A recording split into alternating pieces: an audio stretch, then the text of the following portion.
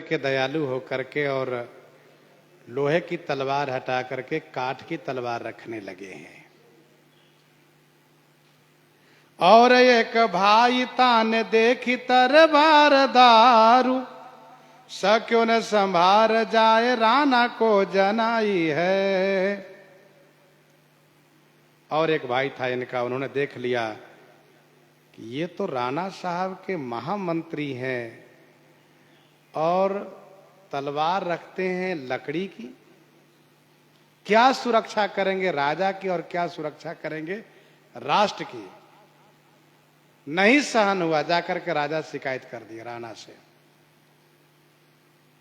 सक्यों न संभार जाए राणा को जनाई है, निरपन प्रतीति करई। परंतु राजा भुवन सिंह चौहान के पराक्रम से इतने विश्वस्त हैं, आश्वस्त हैं कि वे इनकी बात पर विश्वास ही नहीं करते, भरोसा नहीं करते। निरपन प्रतीति करई कर यह सौह नाना, लेकिन ये नाना सौह करे माने सौगंध खाते हैं। देखिए महाराज, हम झूठ नहीं बोलते। मैंने देखा, सरोवर पर स्नान करने के लिए गया और रख दिया तलवार, मैंने निकाल कर देखा लकड़ी की तलवार रखा है। आप उनको मंत्री पद से हटाइए या तो लोहे के तलवार धारण करवाइए, इस प्रकार से कहा। निरपन प्रतीति करई कर यह सौह नाना, बाना प्रभु देखी तेज बात न चलाई है।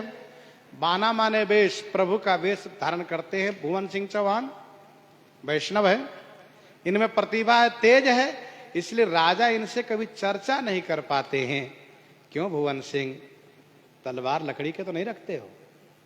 मन में होता पूछूंगा, लेकिन तेज के कारण पूछ नहीं पाते। ऐसी प्रतिभा है कि पूछ नहीं पाते। कैसे कहेंगे? यदि कहेंगे उनको बुरा लग गया तो, इसलिए पूछ नहीं पाते।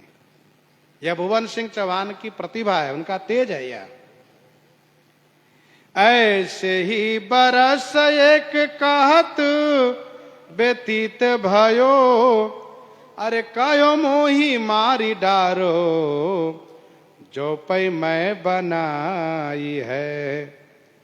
ऐसे ही बरस, ऐसे कहते कहते शिकायत करते करते 1 वर्ष बीत गया।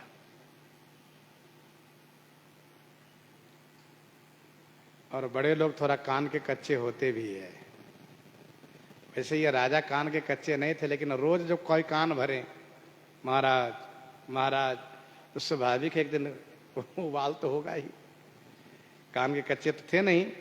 ऐसे ही बरस से कहत व्यतीत भयो, उसने कहा यदि मैं झूठ बोलता हूं तो मुझे मार डालिएगा, लेकिन एक बार परीक्षण तो कर लीजिए, देख तो लीजिए आप भी, जिनके भरोसे आप निश्चिंत रहते हैं।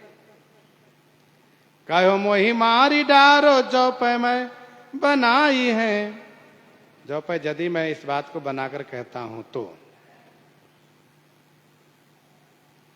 जो असत्य कछु कहब बनाई, तो विधि दे हम ही सजाई।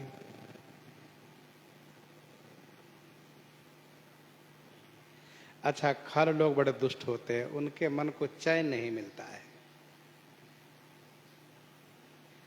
भर्तहरि जी महाराज ने कहा, जो निस्वार्थ भाव से उपकार करे वह तो सत्पुरुष हैं, जो स्वार्थ को लेकर के उपकार करे वह तो सामान्य पुरुष है, और जो बिना स्वार्थ के अपकार करें उसको हम क्या कहें, समझ में नहीं आता है। मतलब निस्वार्थ से उपकार करना तो यह सत्पुरुषों का काम है, स्वार्थ लेकर उपकार करना यह सामान्य पुरुष के काम है। और जो बिना स्वार्थ के अपकार करता उसको मैं क्या कहूं, कुछ समझ में नहीं आ रहा है। तो गोस्वामी जी ने कहा वही तो खल है, खल बिन स्वार्थ पर अपकारी, अहिमु सके सुनु पुरगारी। खल लोग है, अपनी नाक कटे तो कटे, कोई बात नहीं, पर सामने वाले को हानि होना चाहिए।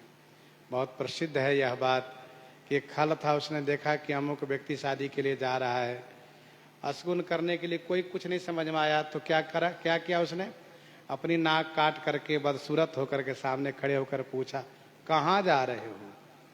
अब जाने वाले से पूछो कहाँ जा रहे हो तो थोड़ा उसको चिढ़ होती है, थोड़ी चिढ़ होती है, क्योंकि कहाँ जा रहे हो कहना अशुभ है।